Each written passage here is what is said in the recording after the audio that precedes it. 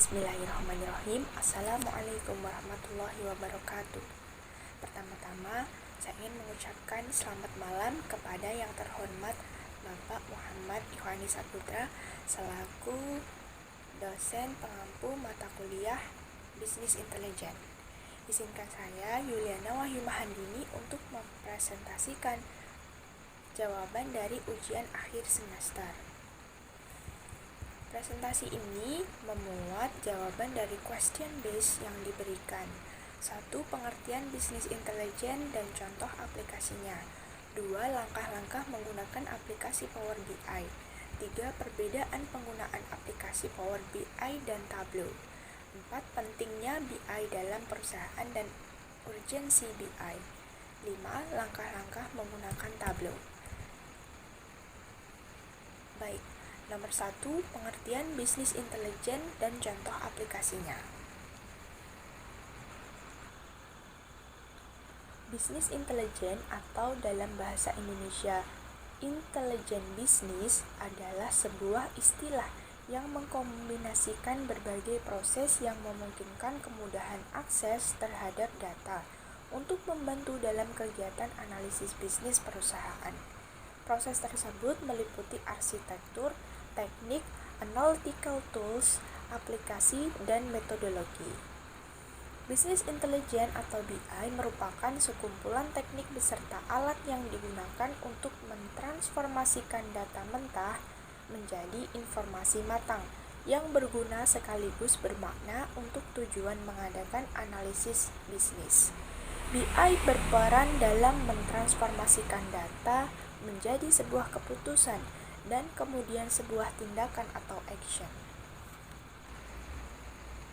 Adapun alat bisnis intelijen terbaik yang dapat membantu jalannya bisnis diantaranya 1. SAP, System Analysis and Program Development. 2. Tableau. 3. Microsoft Power BI. 4. IBM Cognos. 5. MicroStrategy. 6. Oracle BI, dan 7. Kuba. Nomor 2, langkah-langkah menggunakan aplikasi Power BI. Yang pertama, menyambungkan ke data dari berbagai sumber. 2. Membentuk data dengan query yang menciptakan model data yang berwawasan dan menarik. 3. Menggunakan model data untuk membuat visualisasi dan laporan. 4. Membagikan file laporan kepada orang lain atau perusahaan untuk dimanfaatkan. Power BI mengintegrasikan teknologi mesin query, pemodelan data, dan visualisasi Microsoft yang telah terbukti. Analis data yang lainnya dapat membuat kumpulan query, koneksi data, model, dan laporan dengan mudah, membagikan kepada orang lain juga.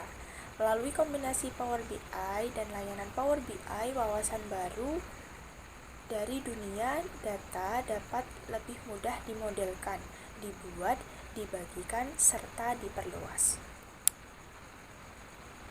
Adapun perbedaan aplikasi Power BI dan Tableau adalah sebagai berikut.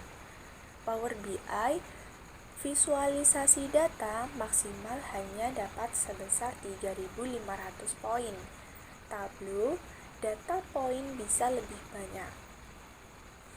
Kemudian dari segi penggunaan, Power BI lebih mudah.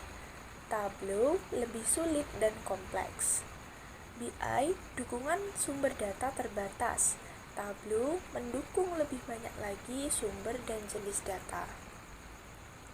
Power BI mendukung visualisasi berbasis R, sedangkan Tableau mendukung visualisasi R dan Python. Lebih banyak dicari untuk Power BI dan Tableau lebih baik. Dari segi harga, Power BI juga lebih murah, sedangkan Tableau lebih mahal. Pentingnya BI dalam perusahaan dan urgensi BI. Dengan BI, perusahaan bisa mendapatkan informasi dari pelanggan, kemudian meningkatkan efisiensi dalam organisasi, mendapatkan informasi yang dapat ditindaklanjuti, menyediakan data secara real-time, meningkatkan business operation visibility, dan juga meningkatkan strategi marketing menjadi lebih baik. Urgensi BI. Business Intelligence dapat membantu perusahaan untuk membuat keputusan manajemen yang lebih baik berdasarkan data pada saat ini atau data pada periode lalu dalam konteks bisnis. Adanya Business Intelligence dapat memfasilitasi metrik bisnis yang komprehensif, real-time, dan mendukung pengambilan keputusan perusahaan dengan lebih baik. Dengan sistem ini, perusahaan bisa membuat tolak ukur kinerja, melihat tren pasar, dan meningkatkan hampir setiap aspek dalam bisnis.